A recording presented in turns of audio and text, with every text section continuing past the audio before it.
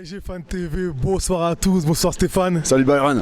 Le Paris Saint-Germain finira premier de son groupe pour l'édition 2019-2020 en Ligue des Champions. Grosse satisfaction, franchement c'est bien. Premier du groupe, c'est pas anodin, on perd pas de match. On a fait, je pense, une bonne partie de la poule correctement. Et puis aujourd'hui, effectivement, il y a des choses à dire, je pense. D'accord. Donc on va attaquer avec le milieu de terrain. Je vais te parler des trois premiers acteurs. Marquinhos en sentinelle, Gay et Verratti. Je ne sais plus si la question est est-ce que Marquinhos doit redescendre en défense ou rester au milieu de terrain. Ma question est-ce qu'on peut se permettre de le retirer de ce milieu de terrain ? Moi je pense que oui, à partir du moment où on a un effectif qui sera beaucoup plus fourni avec Herrera qui reviendra. Mais en tout cas pour moi, et je l'ai toujours dit sur cette chaîne, moi je veux que Marquinhos redescende en charnière centrale. Ça pour moi c'est impératif. Maintenant effectivement il faut qu'on ait un milieu qui vaille la peine et qui arrive à tenir un peu un gros match comme ça. Parce qu'il y avait beaucoup d'intensité malgré tout aujourd'hui. Le Real a mis beaucoup d'intensité. J'ai presque envie de dire que ça a été quasiment le meilleur au milieu de terrain. Ce soir en tout cas. Marquinhos.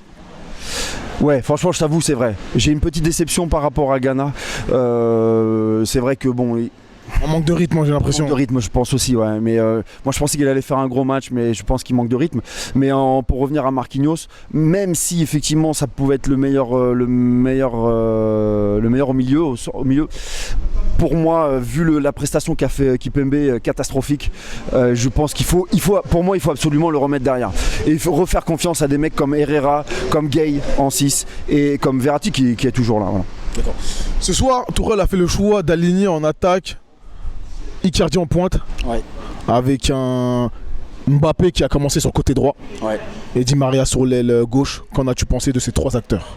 Ouais, avec une permutation de temps en temps entre Di Maria et Mbappé. Écoute, j'ai trouvé que ça marchait beaucoup.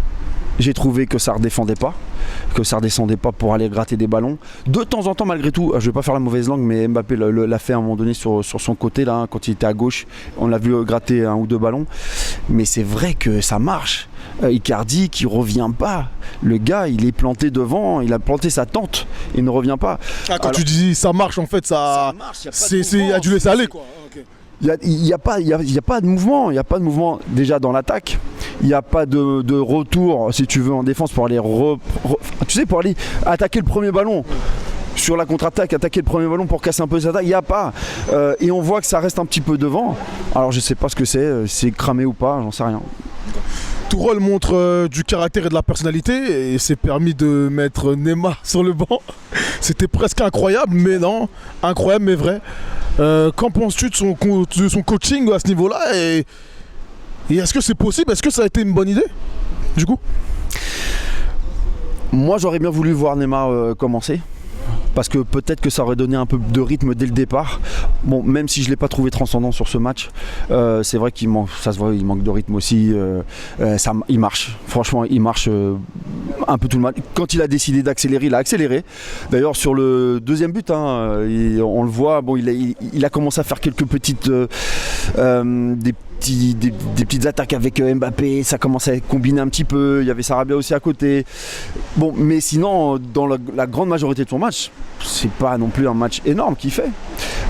Mais j'aurais bien quand même voulu le voir commencer pour voir ce que ça aurait donné, s'il avait mis du rythme ou pas. Bon, bref, écoute, c'est comme ça. Il m'a pas donné ce que j'aurais voulu voir, mais bon, écoute, on verra bien pour le prochain match en tout cas. J'ai l'impression que le manque de rythme était plutôt général au niveau du Paris Saint-Germain. Et pour terminer, peux-tu me parler de tes trois meilleurs Parisiens ? Navas et Le Cup. Voilà. Et pourquoi pas Sarabia parce qu'il marque le but. Mais ceci dit, ouais, pour moi Navas a fait un match énormissime. Le gars s'il n'est pas là, écoute, là on fait 2-2, on fait un match nul. On va quand même le chercher le match nul, j'avoue, c'est vrai qu'on va le chercher. Mais est-ce que si Navas n'avait pas arrêté ses tirs, elle n'avait pas fait un gros match, il y aurait eu combien? Il y aurait 2-2 ou plutôt 6-2 ou 5-2, j'en sais rien, tu vois. Et là, on parlerait d'un autre match, un match différent. On dirait qu'effectivement, le match qu'on a fait contre le Real n'est pas un bon match. Voilà. Maintenant, le 2-2 nous sauve aussi un peu du fait de dire que c'était un mauvais match qu'on a fait.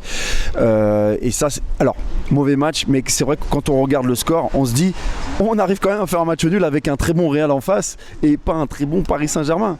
Donc l'un dans l'autre, on est un peu mitigé. Enfin, je suis 53% de possession pour le Paris Saint-Germain, pour le Real Madrid ce soir. Oui, mais c'est ça. Donc du coup, on se dit, est-ce que ça peut être encourageant ou pas? J'en sais rien. Mais c'est vrai que c'est quand même... Enfin, pour moi, il est bizarre ce match. Il est bizarre.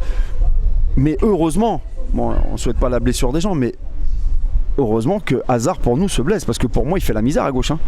Meunier, il a la ramasse avec le dédoublement qu'il fait avec Marcelo. C'est un truc de fou les deux là. Et on est un peu à la rue sur le côté gauche. Et quand il se blesse, on reprend on remet le pied sur le ballon. Voilà, tout simplement. Même si Bale a fait une belle entrée, enfin tu voulais terminer sur le Cup. Ouais, le Cup, putain, on les entend, on les a entendus tout le temps. Ils sont là-bas au Bernabeu, mais on les entend. C'est un truc de fou. Merci les gars, vous étiez tous présents, en plus ils étaient nombreux. Franchement, bravo à vous, parce que chez eux, là-bas, on les a entendus. Alors je suis désolé, mais on les a même entendus de faire des puta Madrid, tu vois. On les a entendus tous les chants, on les a entendus. Franchement, magnifique, magnifique. Merci les gars. Merci à toi.